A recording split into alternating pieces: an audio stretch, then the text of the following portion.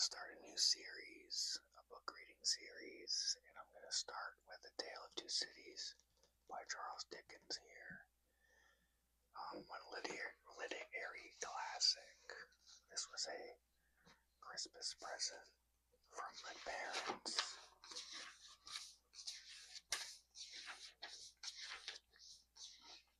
So book the first, recalled to life.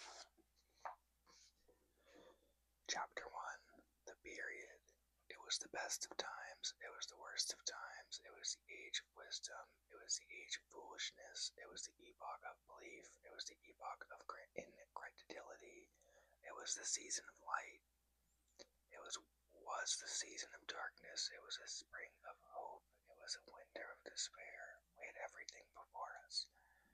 We had nothing before us. We were all going direct to heaven. We were all going direct the other way. In short, the period was so far like the present period that some of the noisiest authorities insisted on it being received for good or for evil, in the superlative degree of comparison only. There was a king with a large jaw and a queen with a plain face on the throne of England. There was a king with a large jaw and a queen with a fair face on the throne of France. In both countries it was clearer than crystal that to the lords of the state preserves, the loaves and fishes, that things in general were settled forever. It was the year of our Lord 1775. Spiritually, revelations were conceded to England at that favored period. As at this, Mrs. Southcott had recently attained her 25th blessed birthday, of whom a prophetic private in the Life Guards heralded the sublime periods by announcing that arrangements were made for the swallowing up of London and Westminster. Even the Cock Lane coast had been laid only a round dozen of years after rapping out its messages as the spirits of this very year last past, supernaturally deficient in originality, rapped out theirs.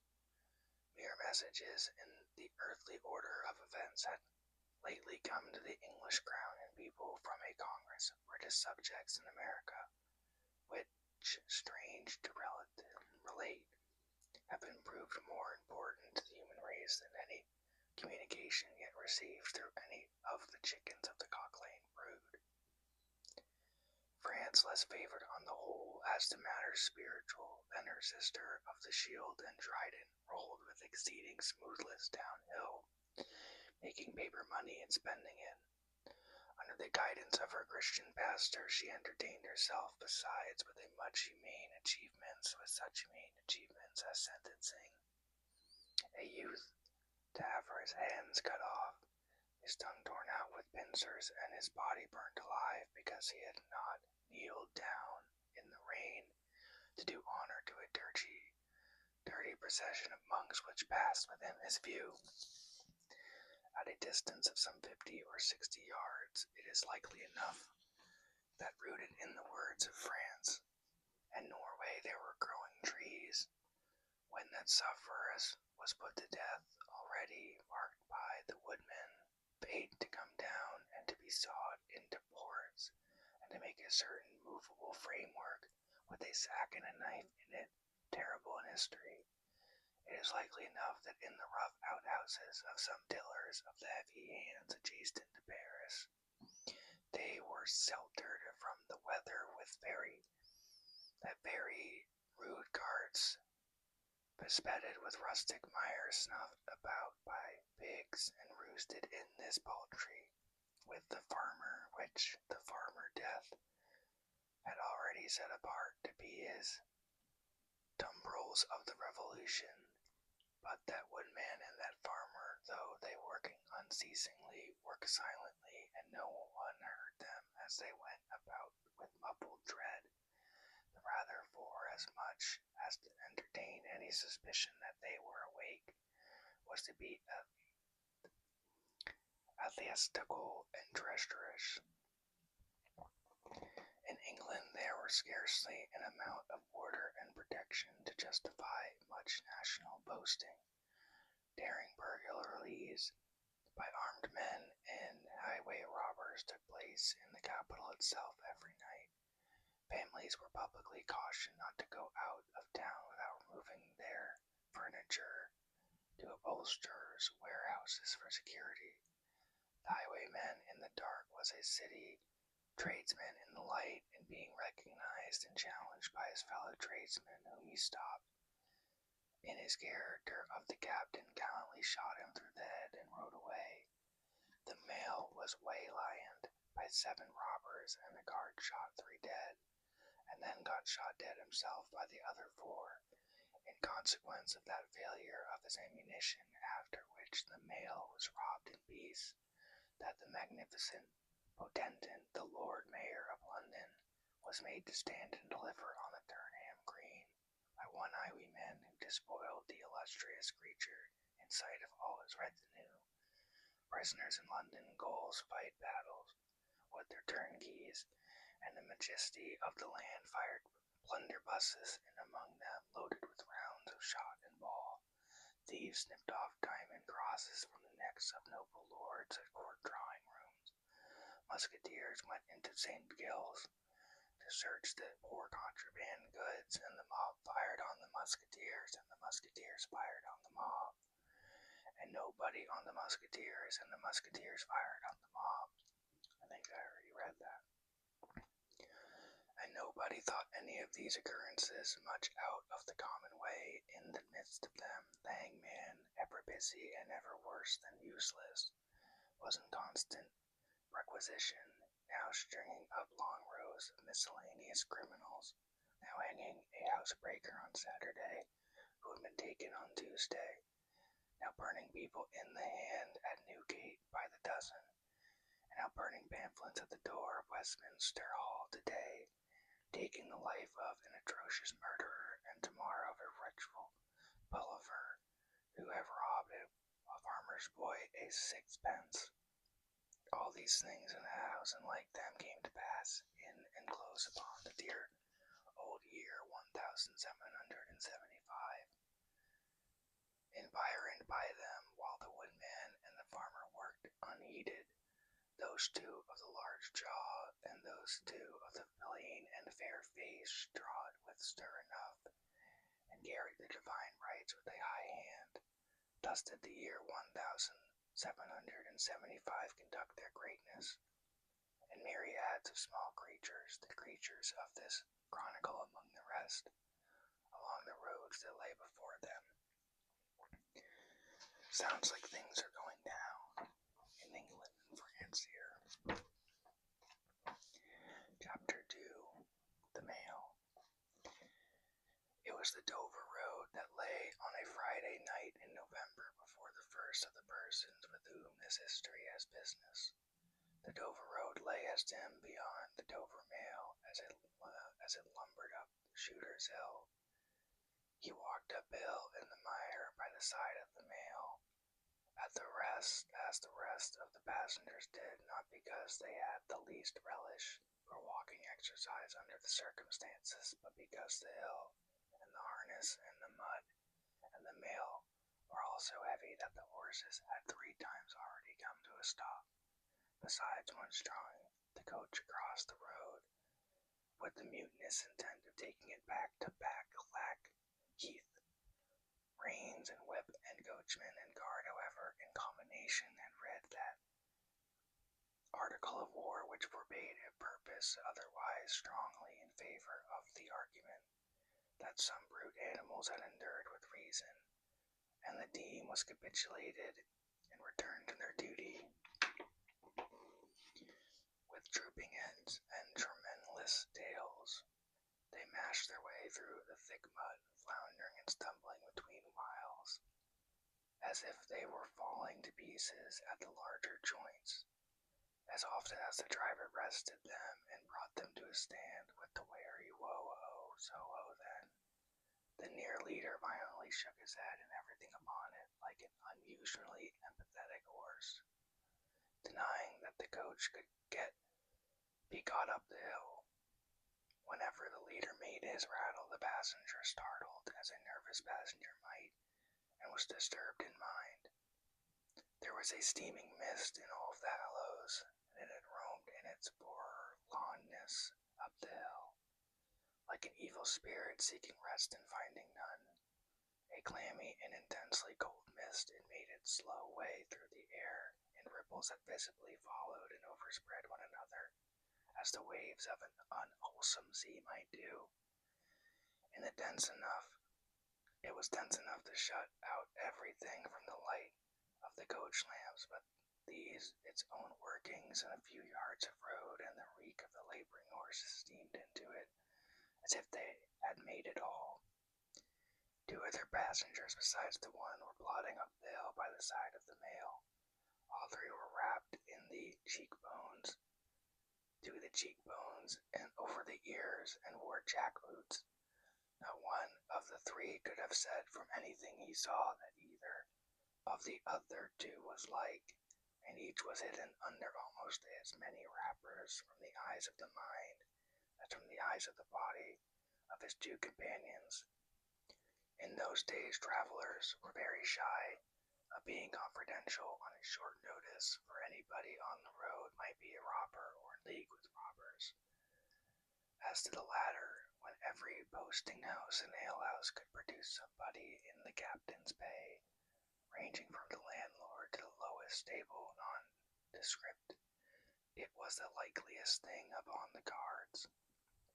So the guards of the Dover Mail, thought to himself, that Friday night in November 1775, lumbering up Shooter's Hill, as he stood on his own particular porch behind the mail, beating his feet and keeping his eye and hand on the arm chest before him, where a loaded blunderbuss lay out at the top of 6 or 8 loaded horse pistols, and deposited on the subterranean of Callices. The Dover Mail was in its usual genial position, that the guard suspected the passengers suspected one another, and they all suspected everyone else, and the coachman was sure of nothing but the horses, as to which the cattle he could with a clear conscience have taken his oath on the 2 testaments that they were not fit for the journey. "Whoa," said the coachman, "so then, one more pull and you're at the top, and be damned to you, for I have had trouble enough to get you to it, Joe." "Alaya," the guard replied. "What o'clock do you make it, Joe?" 10 minutes, good past 11. "My blood," ejaculated the vexed coachman, "and not atop of Shooters yet, tisks. Get on with you." The empathetic horse, cut short by the whip in a most decided negative, made a decided scramble for it, and the 3 other horses followed suit. Once more the Dover Mail struggled on, and the jackboots of its passengers washing along by its side. They had stopped when the coach stopped, and they kept close company with it. If any one of the 3 had had the hardihood to purpose to another to walk on a little ahead into the mist and darkness, he would have put himself in a fair way of getting shot instantly, as a highwayman. The last burst carried the mail to the summit of the hill. The horses stopped to breathe again, and the guard got down to skid the wheel for the descent, and opened the coach door to let the passengers in. "Tisk, Joe," cried the coachman in a warning voice, looking down from his box. "What do you say, Tom?" They both listened. "I say a horse as a canter. Coming up, Joe." "I say a horse at a gallop, Tom," returned the guard, leaving his hold at the door. "Mounting nimbly to his place, gentlemen, in the king's name, all of you." With hurried adjuration, he cocked his blunderbuss and stood on the offensive. The passengers booked by the history was on the coach step getting in. The 2 other passengers were close behind him, and about to follow. He remained on the step, half in the coach and half out of it. They remained coachman to the guard, and from the guard to the coachman, and listened. The coachman looked back, and the guard looked back, and even the empathetic leader pricked up his ears and looked back without contradicting. The stillness consequent on the cessation of the rumbling and laboring of the coach, added to the stillness of the night, made it very quiet indeed. The panting of the horses communicated a tremendous motion to the coach, as if they were in a state of agitation. The hearts of the passengers beat loud enough, perhaps, to be heard, but all, at any rate, the quiet pause was audibly expressive of people out of breath, and holding the breath and having the pulseness quickened by expectation. The sound of a horse at a gallop came fast and furiously up the hill. So the guard sang out as loud as he could roar, "Yo there, stand, I shall fire." The pace was suddenly checked, and with much splashing and floundering, a man's voice called from the mist, "Is that the Dover mail?" "Never you mind what it is," the guard retorted. "What are you?" "Is that the Dover mail?" "Why do you want to know?" "I want a passenger, if it is." "What passenger?" "Mr. Jarvis Lorry." Our book passenger showed in a moment that it was his name. The guard, the coachman, and the two other passengers eyed him distrustfully. "Keep where you are," the guard called to the voice in the mist, "because if I should make a mistake, it could never be set right in your lifetime. Gentlemen, in the name of Lorry, answer straight." "What is the matter?" asked the passenger. Then, with mildly quavering speech, "Who wants me? Is it Jerry?" "I don't like Jerry's voice, if it is Jerry," growled the guard to himself. "He's hoarser than suits me. Is Jerry?" "Yes, Mr. Lorry." "What is the matter?" "A dispatch sent after you from over yonder, D and go." "I know this messenger guard," said Mr. Lorry, getting down into the road, assisted from behind more swiftly than politely by the other two passengers, who immediately scrambled into the coach, shut the door, and pulled up the window. "You may come close. There's nothing wrong." "I hope there isn't, but I can't make no nation sure of that," said the guard, in gruff soliloquy. "Hallo you." "Well, and hallo you," said Jerry, more hoarsely than before. "Come on at a foot pace. Do you mind me? And if you got holsters to that saddle of yours, don't let me see your hand go high then, for I am a devil at a quick mistake, and when I make one it takes the form of lead. So now, let's look at you."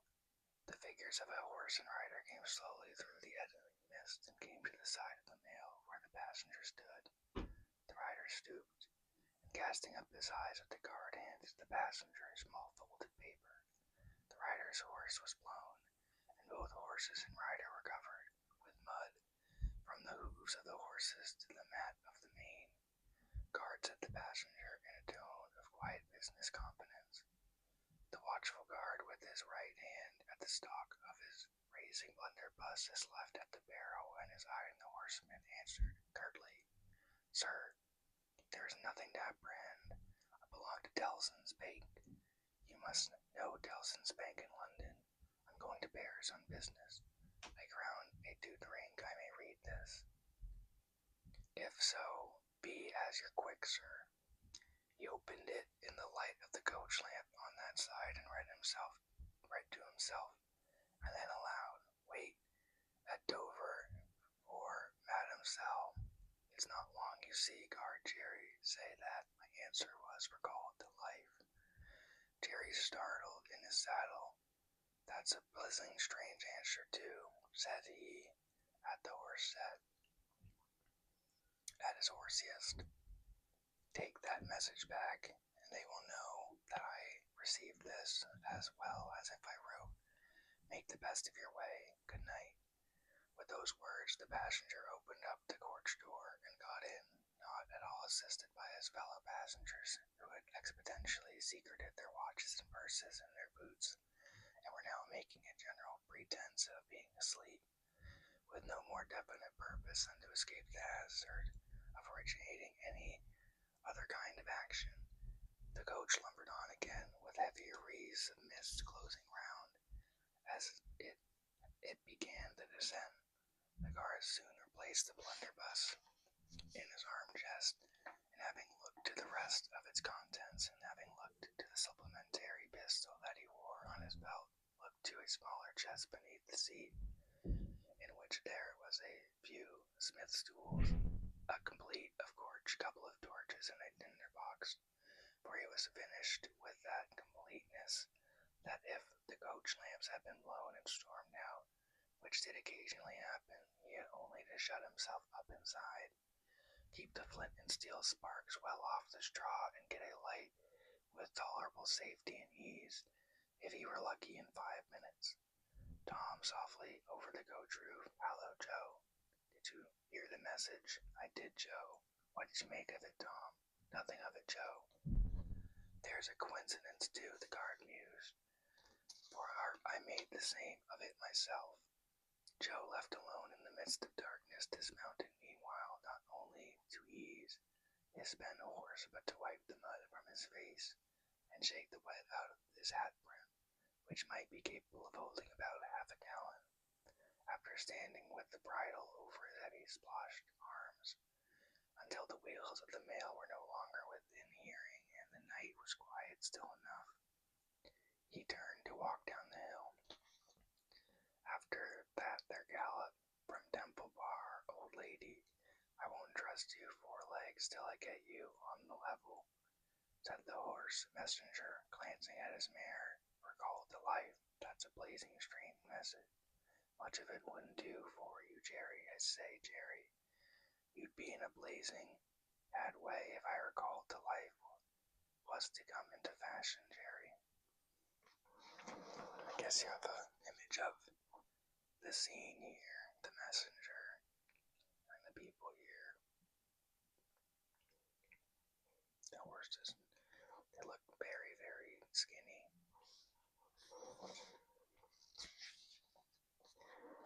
Chapter 3, The Night Shadows. A wonderful fact to reflect upon, that every human creature is constituted to be that profound secret mystery to every other.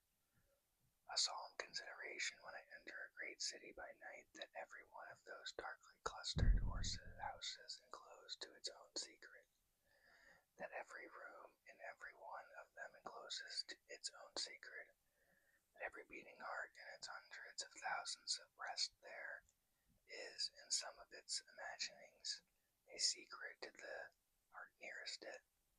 Something of that awfulness, even of death itself, is referable to this. No more can I turn the leaves of this dear book that I loved, and vainly hope in time to read it all.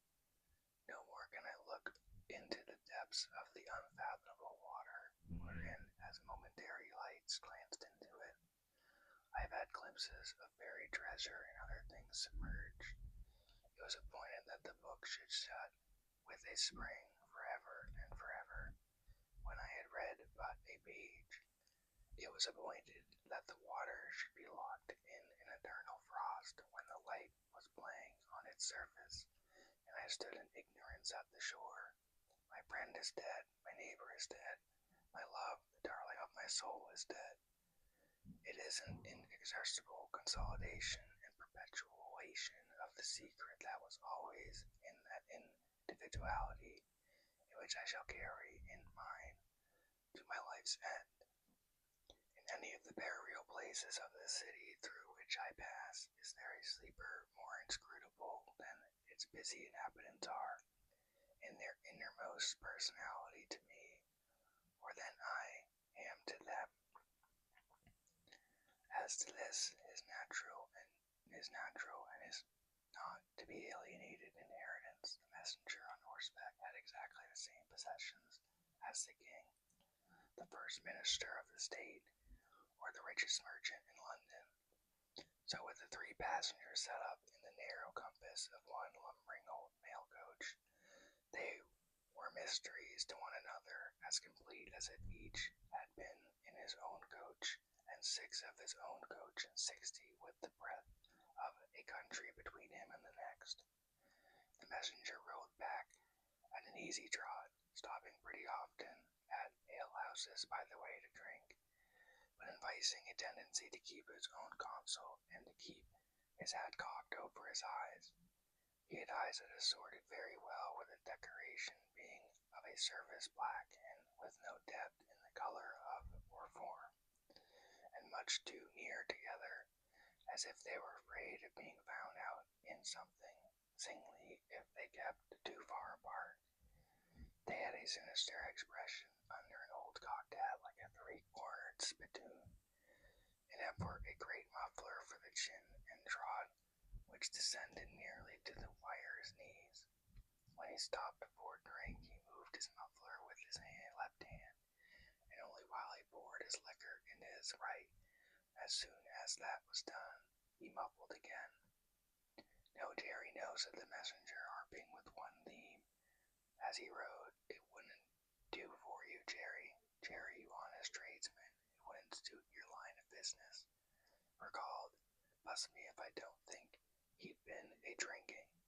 His message perplexed his mind to that degree that he was fain several times to take off his hat to scratch his head, except on the ground, which was raggedly bald.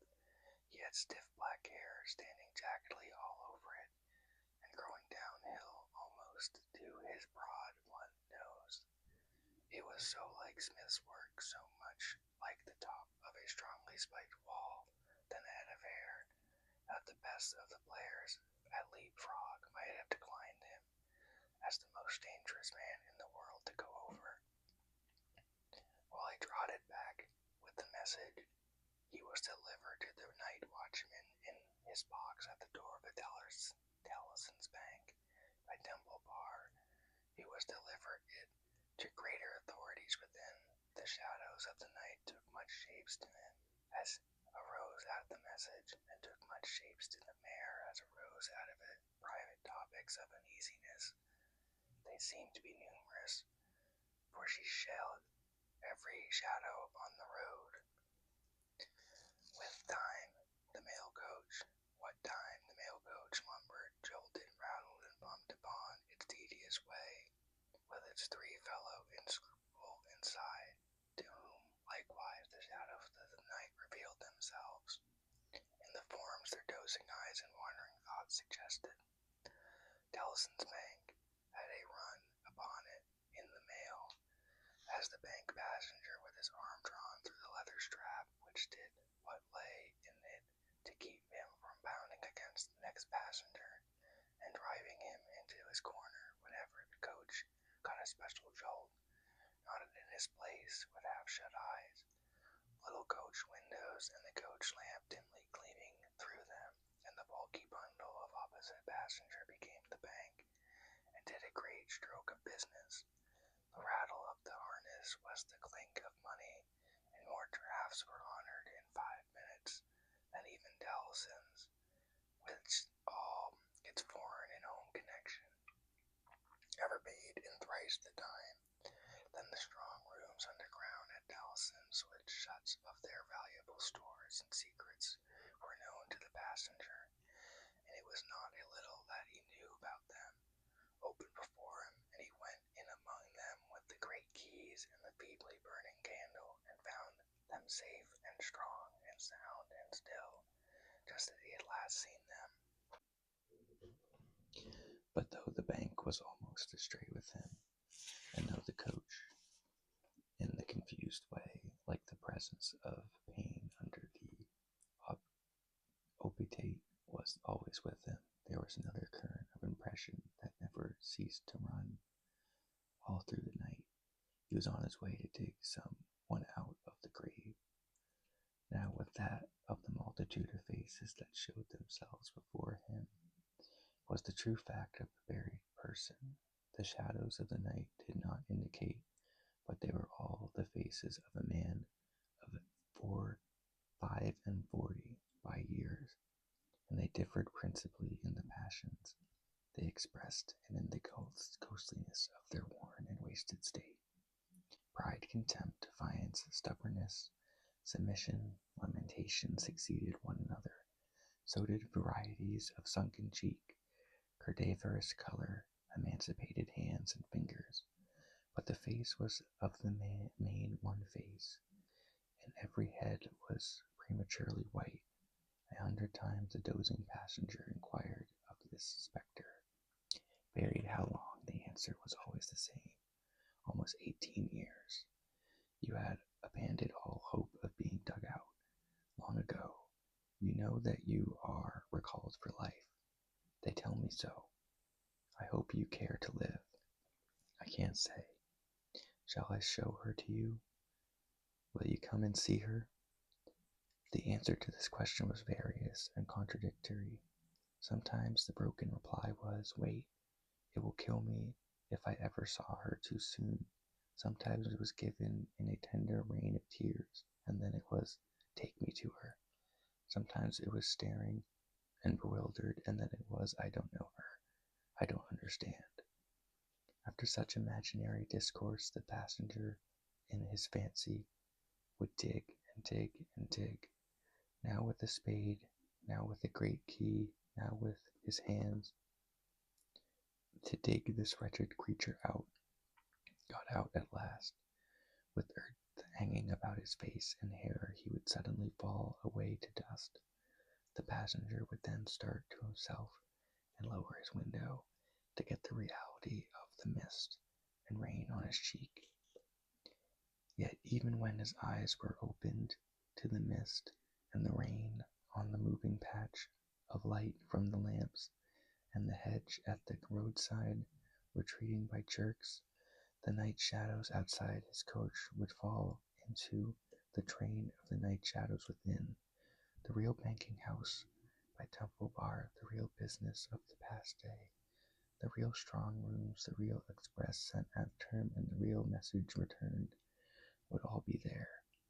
Out of the mist of them, the ghostly face would rise, and he would accost it again. Buried how long?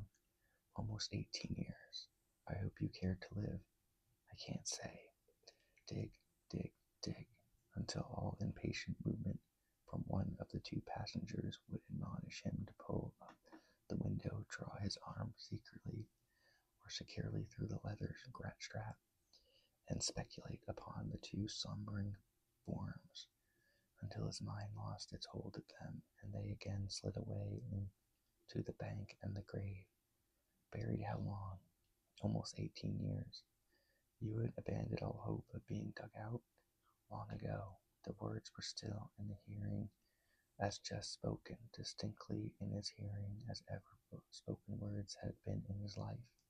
And when the weary passenger startled to the consciousness of daylight and found that the shadows of the night were gone, he lowered the window and looked out at the rising sun. There was a riot ridge of plowing land, with the plow open. It had been left last night when the horses were unyoked. Beyond, a quiet copse wood, in which many leaves of burning red and golden yellow still remained upon the trees. Though the earth was cold and wet, the sky was clear, and the sun rose bright, placid, and beautiful. 18 years, said the passenger, looking at the sun. Gracious creator of day, to be buried alive for 18 years. So, I'm going to end there. We're going to continue with chapter 4. I won't lie, I'm a little confused with this book, but usually with certain books like this, you have to read a bit in order to understand it. But I hope you all enjoyed.